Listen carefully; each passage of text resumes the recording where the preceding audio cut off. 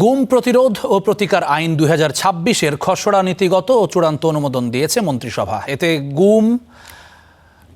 এতে গুম করার অপরাধে যাবজ্জীবন কারাদণ্ড এবং অর্থদণ্ডের বিধান রাখা হয়েছে। আর গুমের ফলে মৃত্যু হলে অথবা 5 বছরেও সংশ্লিষ্ট ব্যক্তিকে জীবিত বা মৃত অবস্থায় উদ্ধার করা সম্ভব না হলে হতে পারে মৃত্যুদণ্ড বা যাবজ্জীবন কারাদণ্ড।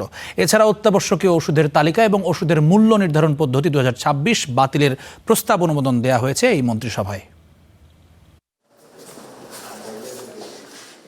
আওয়ামী শাসনামলে বিরোধীদের অন্যতম আতঙ্কের নাম ছিল গুম। আয়নাঘরের মতো গোপন বন্দিশালা তৈরি করে চলত রাষ্ট্রীয় মদদে নির্যাতন। এবার স্থায়ীভাবে গুম বন্ধে হচ্ছে আইন। গুম প্রতিরোধ ও প্রতিকার আইন 2026-এর খসড়া চূড়ান্ত অনুমোদন দিয়েছে মন্ত্রিসভা, যেখানে সর্বোচ্চ শাস্তি মৃত্যুদণ্ডের বিধান রাখা হয়েছে। মন্ত্রিসভার 15তম বৈঠকে আরেকটি গুরুত্বপূর্ণ সিদ্ধান্ত নিয়েছে তারেক রহমানের মন্ত্রিপরিষদ। পিতামাতা সন্তানদের সম্পত্তি দান করেও নিজ জীবনদশায় তা ভোগের আইনি নিশ্চয়তা দিয়েছে মন্ত্রিসভা।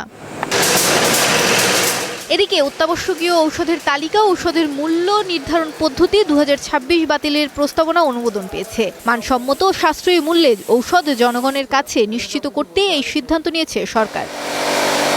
মৌমিতা মৌ, স্টার নিউজ, ঢাকা।